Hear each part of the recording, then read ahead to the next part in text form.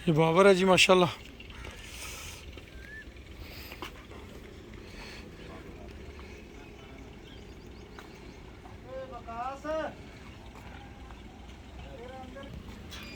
Most welcome जी, साथ बिस्मिल्लाह जी आया नु खुश आमदीद।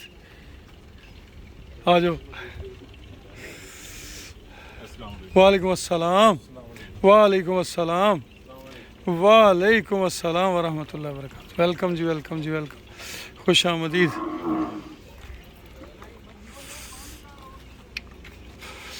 आ जाओ।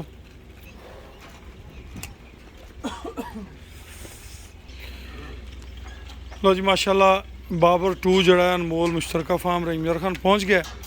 तो ये हवाले नाल चौधरी अब्बास गुज्जर साहब नाल कोई डिस्कस करने, कोई इन्हों को हाल वाल लैने। असी तो है तिफले मकतब, तो ये है ने उस्तादा शुमार होंगे। की हाल चाल है जी? ठीक हो?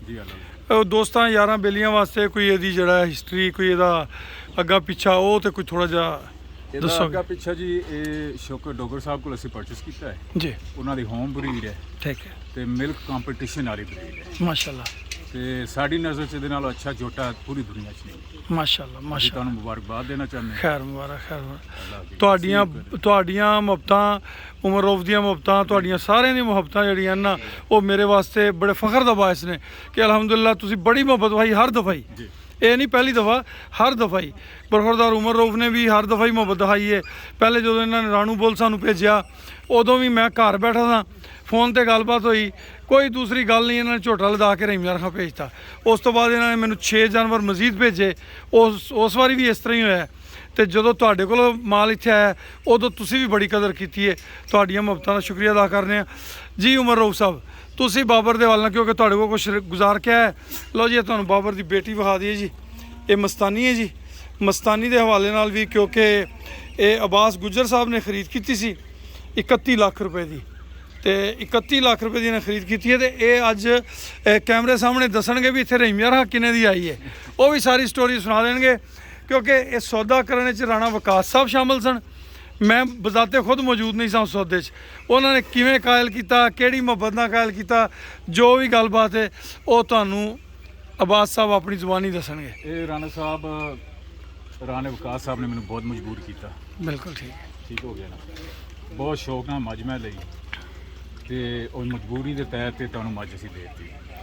तुहानूं मज पसंद है, 100 बिस्मिल्लाह। नहीं पसंद असीं अज भी लैन दे ना जी, ये तो सवाल ही नहीं पैदा होंदा ना। एक दिन 31 लाख रुपया असीं अज भी देने नूं तैयार तुहानूं वापस। अल्लाह खुश, अल्लाह खुश रखे, अल्लाह खुश रखे।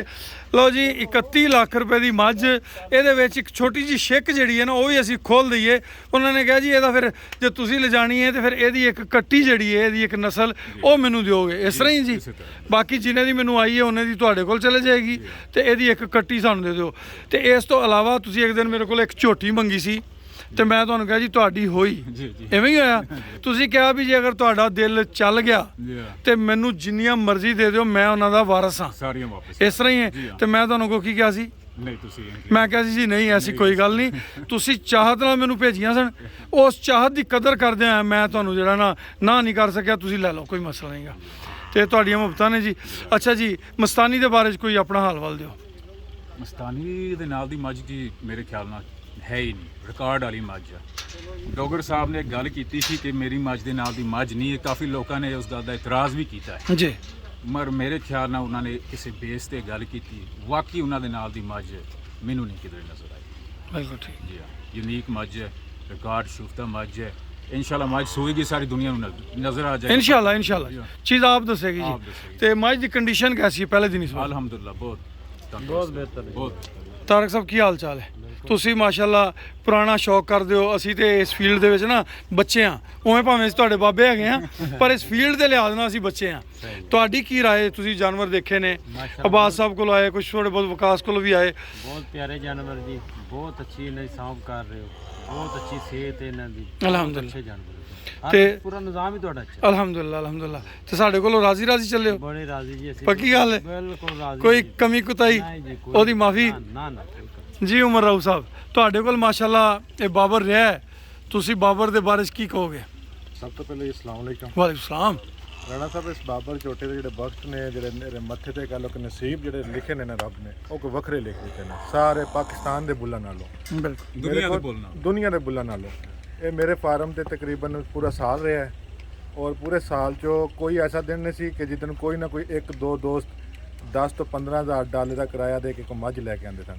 ਤੇ ਰਿਕਾਰਡ ਹੈ ਕਿ ਇੱਕ ਦਿਨ ਦੇ ਅੰਦਰ ਇਹ ਕੁੱਲ 16 ਡਾਲੇ ਸਾਹੀਵਾਲ, ਆਰਵਾਲਾ, ਪਾਕਪਤਨ ਤੋਂ, ਇਧਰ ਮੁਜ਼ੱਫਰਗੜ੍ਹ ਤੋਂ, ਗੁਜਰਾਤ ਤੋਂ ਲੈ ਕੇ ਆਏ ਨੇ। ਤੇ ਇਹਦੀ ਇੱਕ ਦਿਨ ਵਿੱਚ 16 ਡਾਲੇ ਇੱਕ ਦਿਨ ਹਾਂ, ਜਾਨਵਰ ਦੇ ਕ੍ਰਾਸ ਜਿਹੜੇ ਹੋਣੇ ਨੇ ਉਹੀ ਹੋਣੇ ਨੇ ਨਾ ਜੀ। ਰਿਕਾਰਡ ਹੈ ਇਹਦੇ ਕੋਲ।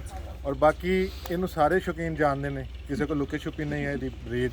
ਮਿਲਕ ਵਾਈਜ਼ ਚੈਂਪੀਅਨ ਇਹਨੂੰ ਤੁਸੀਂ ਕਹਿ ਸਕਦੇ ਹੋ, ਪ੍ਰੂਵਨ ਵੀ ਹੈ ਔਰ ਚੈਂਪੀਅਨ ਵੀ ਹੈ।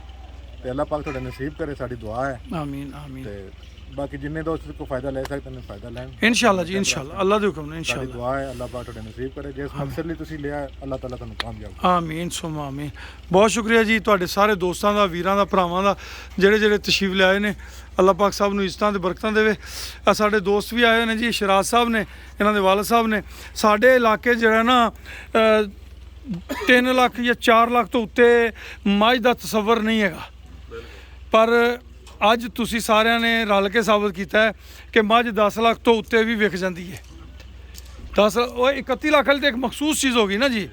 ਅੱਜ 4 ਜਾਨਵਰ ਤੁਸੀਂ ਇੱਥੋਂ ਫਾਰਮ ਤੋਂ ਲਿਜਾ ਰਹੇ ਹੋ, ਐਵੇਂ ਜੀ। ਤੇ ਉਹ ਮੈਨੂੰ ਇਸ ਚੀਜ਼ ਤੋਂ ਬੜੀ ਖੁਸ਼ੀ ਹੋਈ ਹੈ ਕਿ ਸਾਡੇ ਵਰਗੇ ਕਿਸੇ ਬੰਦੇ ਕੋਲੋਂ ਵੀ 10 ਲੱਖ ਦਾ ਜਾਨਵਰ ਵਿਕ ਕੇ ਅੱਗੇ ਜਾਵੇ, ਤੇ ਇਹ ਵੀ ਇੱਜ਼ਤ ਹੁੰਦੀ ਹੈ। ਜਾਨਵਰ ਖਰੀਦ ਲੈਣਾ ਤੇ ਹਰ ਬੰਦੇ ਹੀ ਖਰੀਦ ਲੈਣਾ, ਉਹਨੂੰ ਅੱਗੇ ਸੇਲ ਕਰ ਦੇਣਾ ਤੇ ਉਹ ਵੀ ਬੜੀ ਇੱਕ ਹਿੰਮਤ ਦੀ ਗੱਲ ਹੁੰਦੀ ਹੈ। ਤੇ ਉਹ ਵੀ ਤੁਸੀਂ ਸਾਡਾ ਮਾਣ ਵਧਾਇਆ। ਅੱਲਾਹ ਤੁਹਾਡੀਆਂ ਇੱਜ਼ਤਾਂ 'ਚ ਇਜ਼ਾਫਾ ਕਰੇ। ਜਿਉਂਦੇ ਵਾਸਤੇ ਰਹੋ, ਖੁਸ਼ ਰਹੋ, ਆਬਾਦ ਰਹੋ। ਬਹੁਤ ਸ਼ੁਕਰੀਆ ਜੀ।